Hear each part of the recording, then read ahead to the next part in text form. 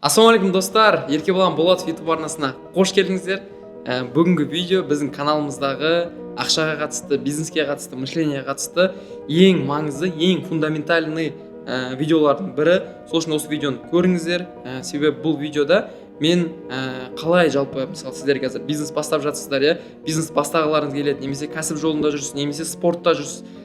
Маңызды емес, яғни бір салада бір жетістікке жеткіңіз келіп жүр, және соны соңына дейін апару үшін қандай майндсет дейміз ғой, яғни қандай оймен өмір сүруіміз керек, қандай мышлениемен өмір сүруіміз керек, соны айтатын боламыз. Бұл информация мен ауадан алған жоқ, бұл мен өз өмірімде қолданғам, өмірімде осы этаптарды өткем, және де бұл алған білімді егер де миыңызға осы мышление салбасаңыздар, алдағы уақытта өмір бақи сіздерге көмектесетін болады.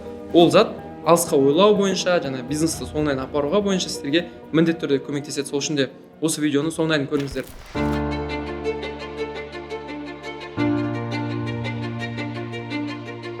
Енді көп адамдар айтады да өмірде, Еркебұлан, мотивация жақсы, білім алу жақсы, мотивация. Қашан жұмыс істейміз, немесе жұмыс істеу керек, ақша табу керек дейді. Ең бірінші кезекте бізде мынандай зат бар да, көп адамдарда бірінші ойына келген кезде бір қиындық түседі, мысалы бір кредит болуы мүмкін, бір қарызы болуы мүмкін, өмірде бір ситуация болуы мүмкін. Оның бірінші ойына келетін нәрсе ол жұмыс істеу, таксовать ету, немесе курьер болу, бірінші ойына түсетін зат ол бүйтіп тұрып жұмыс істеп кету да. Яғни осы мышление ол өте қате мышление. Неге десеңіздер, көп адамдар осының салдарынан өмірлері қанша жыл, мысалы 30 жасқа келді, 40 жасқа келді, әлі күнге дейін сол ойлайды да, мен қазір көбірек жұмыс істесем, мен көбірек ақша табамын, көбірек жұмыс істесем, мен өзім қалаған затымды аламын деп ойланады. Бірақ та шын мәнісіне келген кезде ол олай жұмыс жасамайды да. Мысалы, мен оны қалай түсіндім? Мен бұрын Camry 70 автокөлігін алғым келген. Camry 70 автокөлігінің мен несін қараймын да, бағасын. Ол кезде жаңа 15-16 миллион теңге тұрды. Енді мен университетте оқып жаттым, СЗУ-да программист мамандығында оқып жаттым. Мен ойландым да, Camry 70 автокөлігін мен программист болсам, айына примерно 400 теңге зарплата аламын. Ол кезде 400 теңге жақсы. Мен 400 теңгеден, мысалы, өзіме жинайтын болсам, 50%-ін 200 теңгеден мен қанша уақытта мен Camry аламын? Ойлаңыздаршы, қанша уақыт аласыздар? Өте ұзақ уақыт кетеді сіздерге. 5, 6, 7 жылдарыңыз осы бір машинаға жинап, қиналып, и соны сатып аласыз. Ойлаңыз, ол кезде ол Camry модтан кетіп қалады, ол ескіріп қалады, Яғни мен түсіндім да, просто алып бірден жұмысқа кірісу ол тиімсіз екенін мен түсіндім. Ал тура осыған қатысты бізде бір мықты кісінің сөзі бар. Әлемде ең тарихтағы бай адамдардың бірі Джон Рокфеллер, ол кісі айтады, егер де сенде уақытың болмаса, всегда сен жұмыс жасайтын болсаң, сен ақша табу уақытың болмайды дейді. И бұл сөзбен мен 100% келісем. Неге? Себебі сен әрқашан жұмыс жасайтын болсаң, сенде ойлануға, отырып, стратегия құруға, фундаментально саған өміріңе әсер ететін дүниелермен айналысуға мүмкіндік болмайды. Енді мысал келтірейін, мысалы университетте оқып жүрген кезде мен енді көбісі ойлайды, Еркебұлан келді, бірден бизнесте успешно екен. Жоқ, мен мысалы бірінші вата бизнесін аштым, 17 жастан бастадым, мен 17 жаста мен ақша таппадым, 18 жаста таппадым, 19 жастан бастап қана мен тауып бастадым. Мен 2 жыл уақыт кетті да менде. И сол уақыттың аралығында не істейсің сен? Кітап оқисың, дамисың, білім аласың, әртүрлі бизнес форумдарға барасың, осы сияқты видеолар көресің, подкасттар көресің, бизнесмендермен. Сөйтіп жүрген кезде мен жанындағы, мен группаластарым, мен танитын жігіттер не істеді, жұмыс істеді да олар. Қарайсың, сен өзіңе ала алмайтын затты олар ала алады да. Мысалы, сен өзің бір тамақ жегің келсе, ол тамақты сен сатып алып жей алмайсың. Сенің жаңағы жігіт сатып алып жей алады. И сен қызығасың бір жағынан. Бірақ сен оған мән бермей жұмыс істеуің керексің да. Мен не істедім? Мен айттым, мен қазір мүмкін бас салып бір жұмысқа кірісуім мүмкін, бірақ ол зат долгосрочно эффект бермейді да. Түсіндіре алдым ба? Яғни мен таптым, ол ақшаны құрттым, ол масштабировать етілмейді ол жұмыс. И сөйтіп қараймын да, мен сол кезде мен жанымда жүрген жігіттер, который ақша тауып, найымда жұмыс істеп жүрген жігіттерді не істеді? Олар алды, ақша тапты, құртты, бүкіл уақыттарын жұмысқа арнады. Ал мен бастапқы кезде бүкіл уақытымды білім алуға арнадым да. Яғни өзіммен жұмыс жасауға арнадым. Өзімнің ойымды түзеуге арнадым, мақсат қоюға арнадым. Мысалы, кайдзен планированияға арнадым, мен маркетингке арнадым, мен барлығын мен білімге арнадым, өзімнің фокусымды, барлық ойымды, Мысалға алайық, екі адамды, мысалы, мен және менің бір танысым жұмыс істейді. Бірінші айда мен 0 табам, ол бірінші айда 200 теңге табады.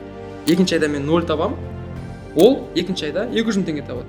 Үшінші айда мен 0 табам, ол үшінші айда 200 мың теңге табады да, айтады, ей сен мынау білім алуың, анау воздух қуалауың осы ма дейді, сен 0 тауып жатсың, сен ештеңе дей алмайсың оған. Сен айтасың, жарайды, ішінде мүмкін өзіңіз күмәндану мүмкінсің да, может мен айналып жатқан затым дұрыс емес шығар деп. Одан 4-ші ай болады, 5-ші ай, ол әлі 200 мың теңгені тауып жатыр. И общий ол 1 жылда, мысалы 12 айды алатын болсақ, ол 200 мың теңгеден 12 айда 2.400.000 теңге табады, ал сен 0 таптың. Жаман, жаман. Бірақ 12 ай өтті, 13-ші ай бар ғой. 13-ші айда сен осы 13-ші айда ақша табуға жұмыс жасадың да, долгосрочно, Мысалы сен бизнес ашқан кезде 1-ші ай таппайсың, 2-ші ай таппайсың, 3-ші ай таппайсың, 4-ші ай таппайсың. Уже сенде клиентская база қалыптасады, сен түсінесің бизнесіңді қаттырақ, клиенттеріңді қаттырақ сезіп бастайсың, Сол моментте не басталады? Сенде уже ақырын продажаны түсініп бастайсың да, и одан кейін сенде бірден рост болады. Ол мысалы ровно 12 айда 2.400.000 тапты, 13-ші айда тағы да 200 мың теңге тапты, ал сен бірден уже 13-ші айда 1 миллион теңге таптың. Ойлаңыздар. Келесі 14-ші ай болды ғой.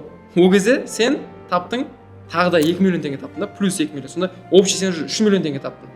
Яғни бизнес солай жұмыс жасайды да. А бұл қалай? Бұл әлі айына 200-250 мың теңге тауып жүр.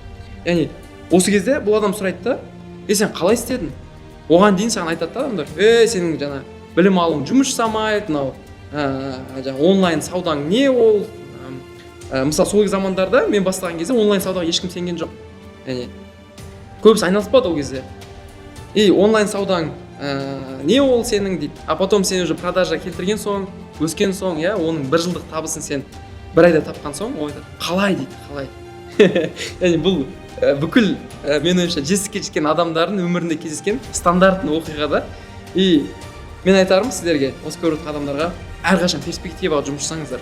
Мысалы бүгінгі табыс, бүгінгі наным деп өзіңіз келе жатқан жолдан кетіп қалмаңыз.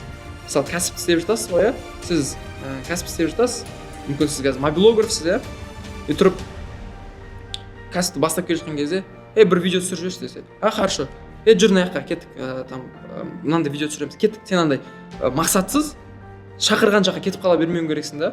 Сен алдың ба осы сәтті, фокусыңды қойып до конца бар. Бұл менің өмірлік принципім. Яғни менің ойымша бұл өмірде жетістікке жететін адам осындай болу керек та. Ол бір затты алды ма, тек қана содан фокус қояды, и басқа заттарды көрмеу керек ол. Естімеу керек құлағы, көзі көрмеу керек, аяғы баспау керек.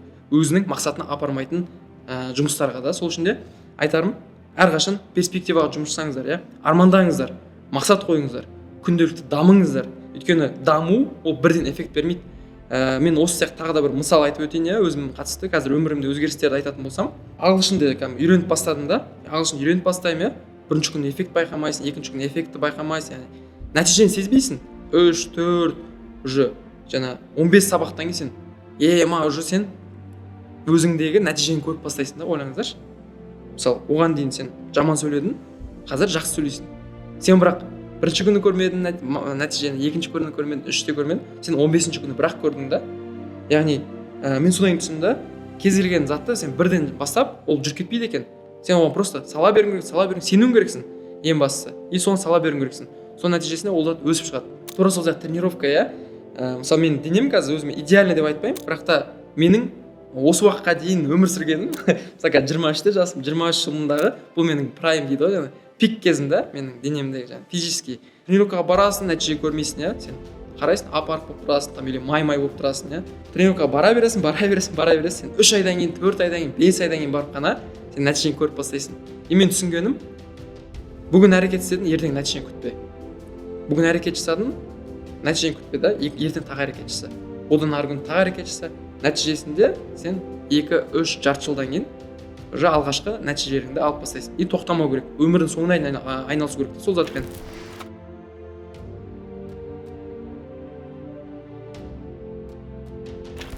Осы видео өте пайдалы болды деп ойлаймын, сіздерге түсіндіре алдым деп ойлаймын. Қалай біз өмірде фундаментально ойлануымыз керек, бір затты бастап, оны соңына апару бойынша біз айттық.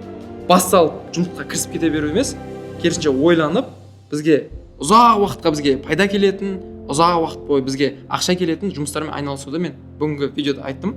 Сол үшін дамыңыздар, әрқашан осындай видеолар көріп отырыңыздар, және де егер видео пайдалы болса, осындай видеолар көп шыққан қаласаңыздар, сізге рекқа шыққан қаласаңыздар, онда біздің каналымызға тіркеліп кетіңіздер. Өйткені сіздер тіркелсеңіздер, осындай пайдалы видеолар аккаунттарына шығып бастайды, менің басқа видеоларым шығып бастайды. Біздің каналымызда жаңағыдай андай видеолар бар, қалай жаңағы товарный бизнес бастау керек, иә, ең базовый тегін барлық айтылған, сол жерге кіріп, неге қалдырамын шапкаға, сол видеоға кіріп, жалпы товарный бизнесті қалай, хоть әрекет көшпесеңіз де бір көріп шықсаңыз, сіз түсінесіз товарный бизнесті системасы қалай жұмыс жасайды. Сонымен толық айтып берген болатын. Каналымызға тіркеліп кетіңіздер, осы видеоны достарыңызға жіберіңіздер және де комментарийға өз ойыңызды жаза кетіңіз. Келесі видеода көріскенше.